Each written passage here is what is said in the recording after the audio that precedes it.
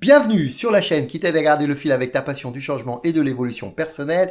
Et aujourd'hui, j'ai mis un polo rose pour vous parler des 5 langages de l'amour de Gary Chapman. Gary Chapman est un conseiller conjugal américain qui a élaboré ce concept il y a quelques années pour expliquer comment est-ce que nous transmettons notre amour aux autres. Et il a résumé ça en 5 langages principaux qui nous permettent de le faire. Et donc l'idée de cette vidéo, c'est déjà de vous partager ces 5 langages et puis également comment est-ce qu'on peut faire pour utiliser ces langages-là pour améliorer ces relations avec les personnes que nous aimons autour de nous. Alors déjà, moi je pense que ce qui est important avant de poursuivre la vidéo, c'est de donner une définition à l'amour. Et ma définition de l'amour, elle est la suivante, c'est le désir profond et sincère de voir l'autre en bonne santé, heureux et épanoui.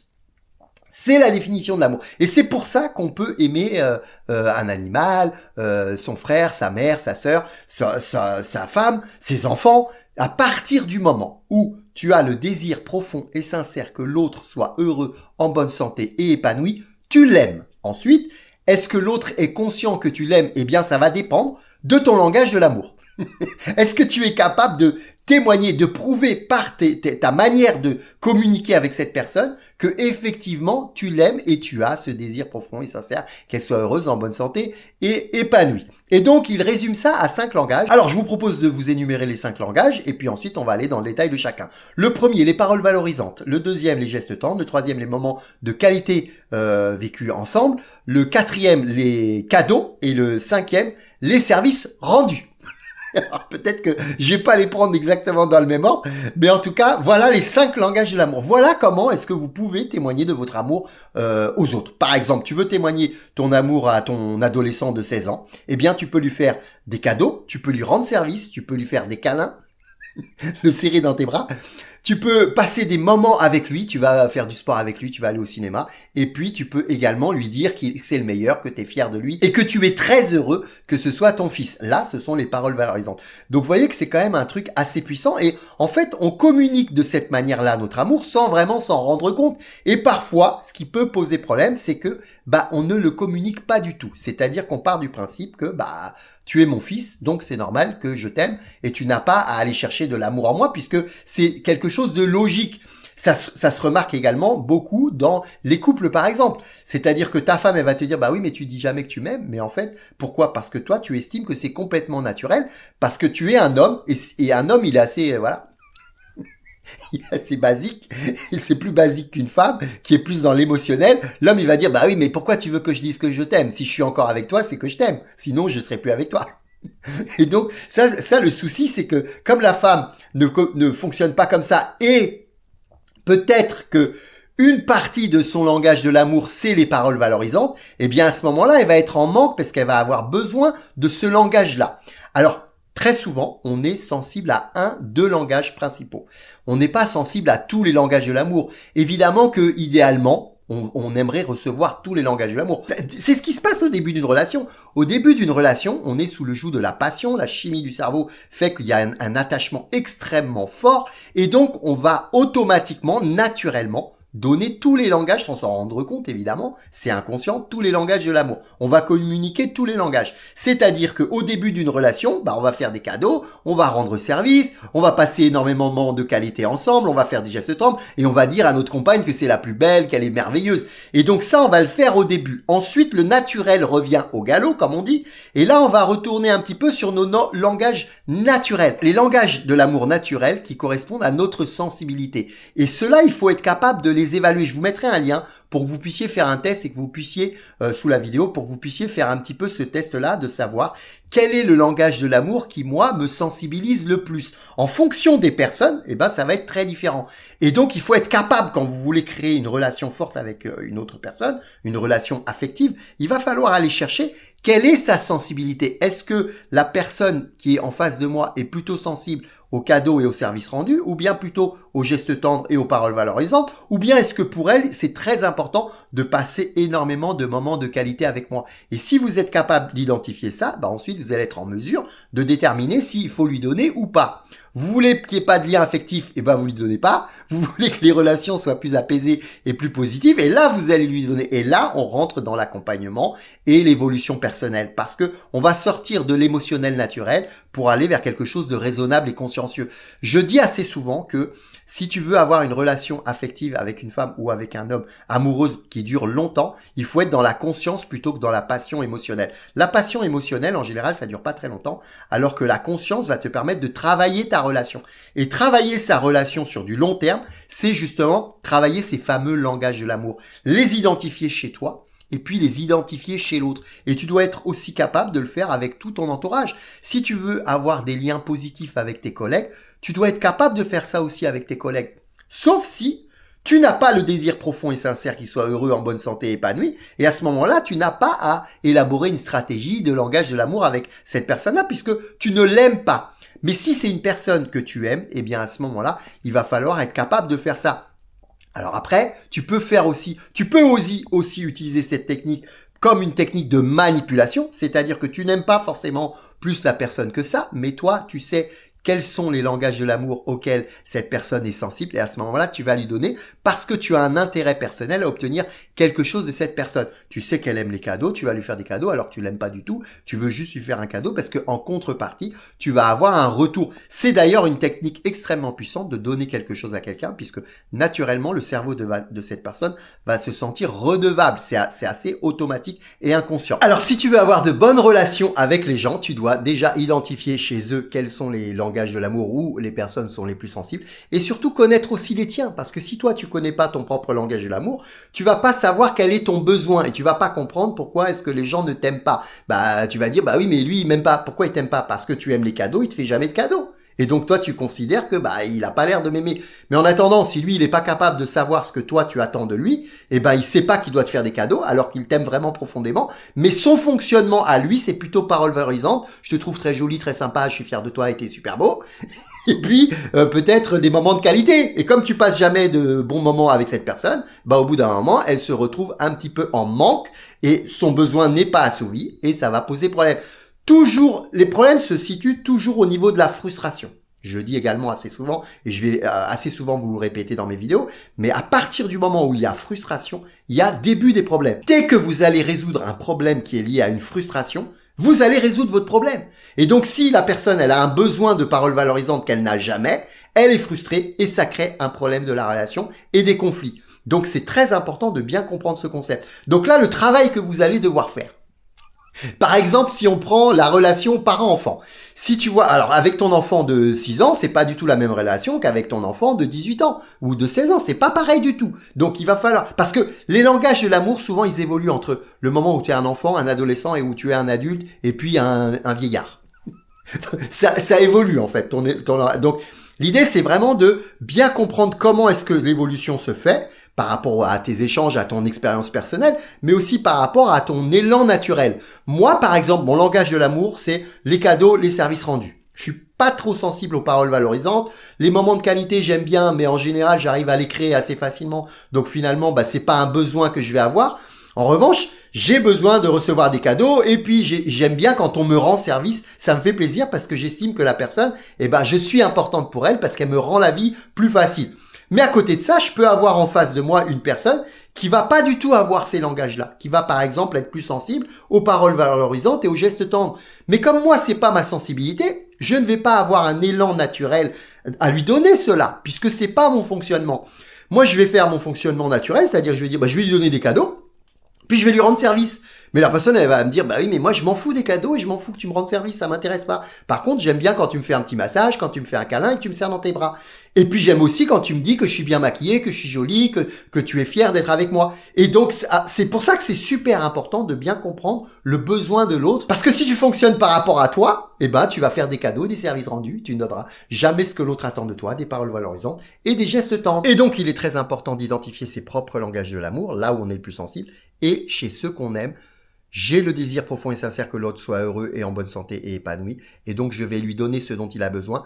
Pour lui donner ce dont il a besoin, je suis obligé d'identifier ce dont il a besoin. Si ma fille, par exemple, elle est très sensible aux cadeaux et aux moments de qualité passés avec son père, c'est ça que je vais lui donner. Si ma femme, elle est plus sensible aux gestes tendres et puis aux services rendus, c'est ça que je vais lui donner. Si mon adolescent, il est plus sensible aux paroles valorisantes également et puis aux services rendus, c'est ça que je vais cibler. Donc c'est très important de bien connaître son environnement, les personnes qui sont autour de nous, et puis ensuite libre à nous de donner ou de pas donner ce dont la personne a besoin. Quand tu donnes pas ce dont elle a besoin, elle va être frustrée, la relation va se dégrader. Si tu donnes ce dont elle a besoin, la relation va être apaisée. Donc, très important de bien identifier ça chez soi d'abord et puis chez les autres ensuite pour créer du lien et de la relation. Alors après, c'est très important, et là aussi on fait toujours le même exercice sur mes vidéos, de moi vers les autres, des autres vers moi et de moi vers moi. De moi vers les autres, je donne ce dont les autres ont besoin.